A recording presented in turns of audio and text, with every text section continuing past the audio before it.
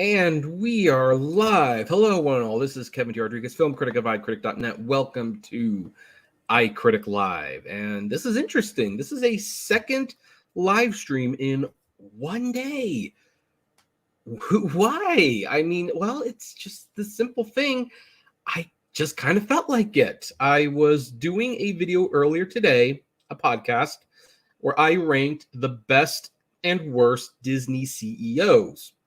Now, one of the CEOs that I talked about, I talked about all the CEOs, but talked about Michael Eisner and Bob Iger. And one of the things that came up was the Walt Disney Treasures line and why that particular set of DVDs inspired a lot of passionate debate about CEO Bob Iger.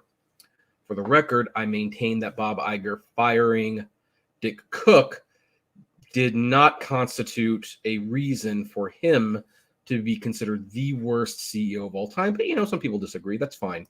That is totally fine. But the thing is, it kind of even got me thinking, it's been a while since I've talked about the Walt Disney Treasures line. And it's not like that's something I want to talk about all the time because it's been inactive for more than a decade. I think the last ones to come out were 2009, 2008, something like that. It's been a while since they've released a Walt Disney Treasures DVD. And yet, the fan base for this very limited set of DVDs is extremely, extremely passionate. And for good reason. It was one of the highest quality sets of vintage Disney content that was made available to the public. And there have been much hope and prayers, letter writing, that it would maybe someday continue, maybe even on Blu-ray. I mean, I think that would be a great Disney Movie Club exclusive, personally. Alas, no one there really seems to be fighting for it. And I've done another video on my iCritic Media channel about how Disney really is shortchanging fans of old classic cartoons very badly. And personally, I say thank God that we do have the Walt Disney Treasure series, because even though they are in very limited quantity, and unfortunately that means the vast majority of people will never own these, I feel blessed to have every single Mickey Mouse short made up until 1995. Every single Goofy short that was made up until, 1968, and every single Donald Duck cartoon up until whenever. To have those rare shorts, to have the Spin and Marty, the Hardy Boys, even the Rodney and Scarecrow Marsh or whatever the heck it is, I'm glad to have these things. Of course, the Zorro season 1 and 2 in black and white. Can't forget those.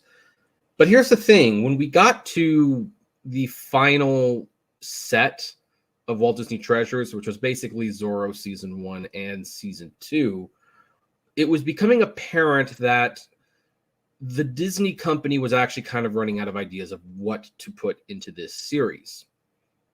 I think the writing was on the wall. I mean, your host, Walt Disney, is kind of considered one of the weakest sets because it recycles a lot of content from like Tomorrowland and Disneyland USA. It recycled content. And that was probably the first sign that the series was kind of starting to lose some steam. And so the only reason I'm not as upset about the line getting canceled, and I think I kind of discussed this in my Walt Disney Treasure series videos, is that I could kind of sense they were running out of ideas for which to include in the Walt Disney Treasure set. They certainly were running out of ideas where they couldn't do 3 sets every year again. Like Zorro was 2 sets, and it was basically one property. Now, going forward, yeah, that's probably not a terrible idea. Put more Disneyland USA episodes on there. Put more Mickey Mouse Club episodes. Maybe do season sets. I mean, why not? I guess that is something they could have done. It would have been a lot less exciting, but I totally understand why they were going. And that kind of got me thinking, well, shoot, if they were to revive the Walt Disney Treasures line and they, for whatever reason, asked me to consult. Like, let's say Leonard Maltin called me up. My buddy Ryan tells Leonard, like, hey, Leonard, here Walt Disney Treasures is going back to production. Why don't you give my friend Kevin a call, ask him for advice on what you would include in the new lineup. And Leonard calls me, and this is totally a fictitious scenario, obviously. And Leonard says, well, Kevin, what do you think we should put in the Walt Disney Treasures line? I sat down and I've picked a few things that, shows that maybe the Walt Disney Treasure series would have some juice left in them. These are personal picks. I would really like to know if there are any Walt Disney Treasures fans, what Disney media you would want to have seen in this series had the series continued. You can, let me know either in the chat or the comments below. Would totally love that. Now, one of the challenges about this is right now, there has been a lot of Disney content that has been released. In fact, the vast majority of Disney's history has been released in some form or another. And even though shorts and specials and things like that are kind of spread across various forms of media, various releases, and sometimes it would be more convenient to have it all together. Obviously, there are still some Disney stuff that is not available that I think Walt Disney Treasures could definitely help with that. And we're going to go over them one by one. Now, I can think of at least one thing that would totally benefit from having. Oh, I should also mention one thing, folks. One thing. I'm not including Song of the South. I'm not doing that. Now, the reason I'm not doing that is because, first of all, it's way too obvious that Song of the South would be good on Walt Disney Treasures. But also, there's enough demand for Song of the South that, honestly, I believe that you need a more mainstream release than that. That's why I would push that for the Criterion channel, or not Criterion channel, the Criterion Collection.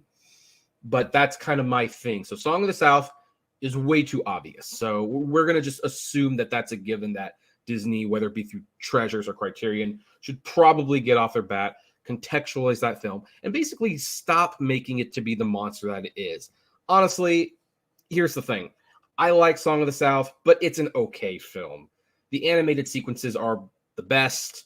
The live action sequences are less impressive. It's not the worst Disney film I've seen. $1 Million Duck certainly makes a strong case for being the Computer Wore Tennis Shoes. These are pretty bad films, but it's also not the worst. It's not a Pollyanna. It's not a Swiss Family Robinson. It's not a Treasure Island. So, I just think release it, contextualize it, let people see that it's really not that big of a deal. Let's move on. All right. So with that being stated, what is the first thing I would put in Walt Disney Treasures if my good buddy Leonard Maltin said that it was coming back and I was working with him to bring it back? Well, the first thing I would put would be the Sweatbox. The Sweatbox, for those of you who are not aware, was a documentary that was made about the making of a Disney animated film called The Kingdom of the Sun.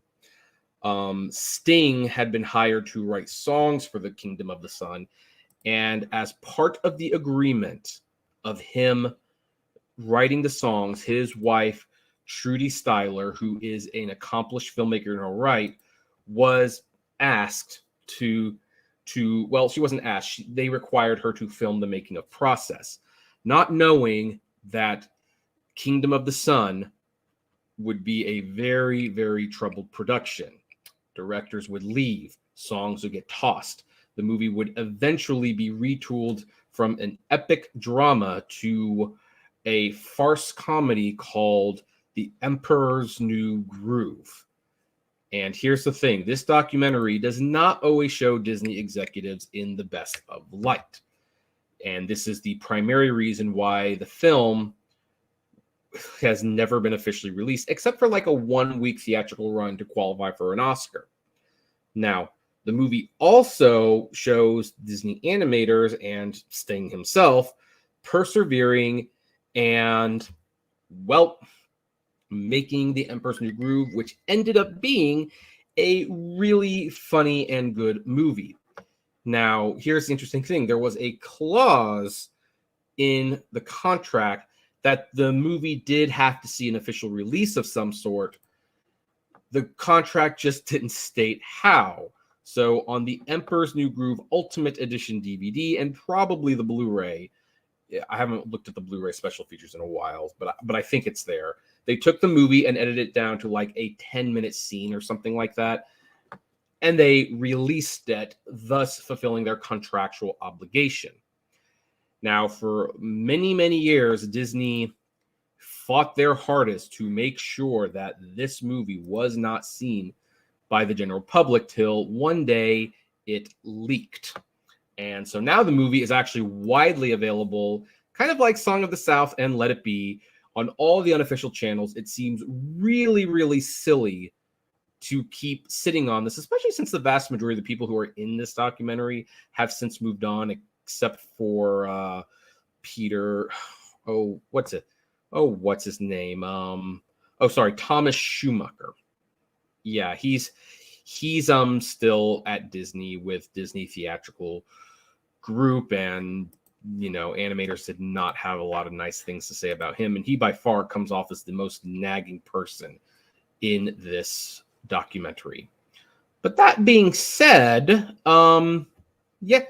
yeah, I think this would make a logical place to put it because it would be in limited quantities, and this is Disney fans. And, Disney might even be able to take it a step further, maybe as like an olive branch to all the people who worked on the film.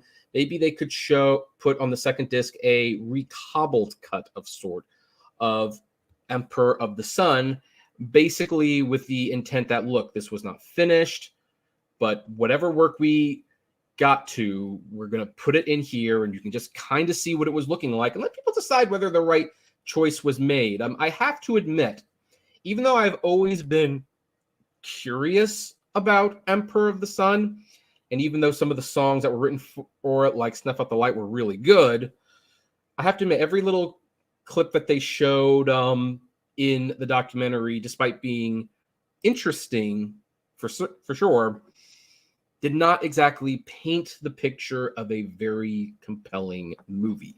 So maybe if we could actually see what that looked like, well, maybe that could put to rest everything like, did Disney make the wrong decision or whatever. I don't know. That's just my first choice that I would put in a revived Walt Disney Treasure series. Now, the next thing I would do is another Disney Rarities collection of shorts. And I'm using this Wikipedia article because there are a lot of shorts that are still not available on disc, as far as I am aware. I don't think Scrooge McDuck and Money is on any DVD that I'm aware of. I could be wrong, by the way. I could be wrong. I don't know where It's Tough to Be a Bird can be found. The small one, thankfully, is on Disney Plus, although it's been edited a little bit, so it'd be nice to see the uncut version. Vincent is on The Night Before Christmas, but hey, it would still be fun. So would Frankenweenie. Fun with Mr. Future. I don't even think I've seen that one. 1982 live action short release. Let's see here. Disney released the film in Los Angeles, 1982. No other public screenings took place until October 2010, when New York's Museum of Modern Art featured in a program commemorating the publications of John Kingmaker's book, Two Guys Named Joe. According to Tad Stones, working on it was a lot of fun, but I couldn't even tell you where to find it now. It's one of those gems even Disney doesn't know it has. I went to a comic convention and was surprised to see its sales for sales. But look, you can watch it on YouTube, but I think a short like that would be great on a DVD. By the way, there's other shorts like Oil, Spot, and Lipstick. I don't think that's on anything. It was never released in cinemas, so why not put it on DVD? Off His Rockers. The last time it showed up on home media was Honey, I Blew Up the Kid, the laser disc, not even the VHS, the laser disc. So yeah, that's That's interesting. Thankfully, we have since gotten like John Henry, Destino, and Lorenzo and the Match Girl. But like Glago's guest, shoot, I don't even know if I've heard of that one. Chris Williams directed it. That's not available. So thankfully TikTok tail, but there's a lot of more modern shorts that, or at least from the 90s, that have not been released on DVD. In fact, there's another one that's not listed here for some reason. Let me share, and just to show like how there's like a lot of Disney shorts we're not even aware. Like Redux Red Riding Hood. This was a 15-minute animated short directed by Steve Moore and produced by Disney in 97. This film received an Oscar nomination for Best Animated Short Film. The film was produced with cell animation and 2D collage elements, and it originated from a set of 4 short featurettes planned by Disney Movie Tunes to be titled Totally Twisted Fairy Tales, which was also to include Jack the Beanstalk, the 3 Little Pigs, and a 4th cartoon that was never finalized, which kind of suggests that Jack the Beanstalk and the 3 Little Pigs were made, but they've never been released. Anyway, the idea was to make a more adult short by combining Disney artists and high-quality writers and their takes on classic fairy tales. However, only Redux Red Riding Hood was released on August 5th, 1997 in Encino, California to qualify for the Academy Awards. And the film has been on Disney's shelf ever since. I'd love to see this on DVD along with, especially if they produce these 2 other shorts, would love to see them released, and Walt Disney Treasures would probably be a great place to do it. Now, another set that I would do would be what I would call Disney Digital 3D. And what I would do, that obviously you would have to go with Blu-ray 3D, at least on one of these discs. But Disney has made a bunch of 3D shorts whose 3D versions are more or less behind lock and key. Like Adventures in Music Melody, that was in 3D. We've not seen it in 3D since then. Working for Peanuts, that was re-released in 3D with Meet the Robinsons. But unless you have a Disney 3D demo disc, which I do have, this is not available for everyday purchase. Some other shorts that were in 3D, Disneyland's Jamboree, featuring the Mickey Mouse Clubs, Magic Journeys. I'm going to comment on a couple of these later. And of course, we have other modern shorts that we're losing the 3D versions. Olaf's Frozen Adventures, Lou, Inner Workings, Burrow. Like, I don't even think this was released in 3D in America. Us Again, we did see that in 3D. That was great. So, there's a lot of shorts that you could make a pretty compelling 2-disc Blu-ray 3D set for the Walt Disney Treasures line. That one would have to be a Blu-ray 3D, obviously, but you can do that.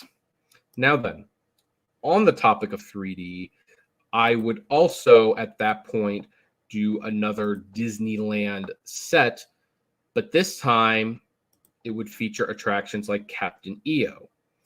And what I would like to see in this set is, now, Captain EO was written by George Lucas, directed by Academy Award winner Francis Ford Coppola, and starring multiple Grammy winner Michael Jackson. It was a Disneyland attraction. It was like 30 minutes, $30 million to make this 30-minute short. So it was like basically $1 million per minute to make this thing. It's not at the Disney theme parks anymore. I would like to see some of these Disney park movie attractions preserved on DVD. Now, admittingly, this might not be the most exciting DVD set to watch. We're talking about Honey, I Shrunk the Audience. We're talking about Captain EO, Journey into the Imagination, maybe Ellen's, that Ellen thing that was in Disney World for a while, the Muppets in 3D thing.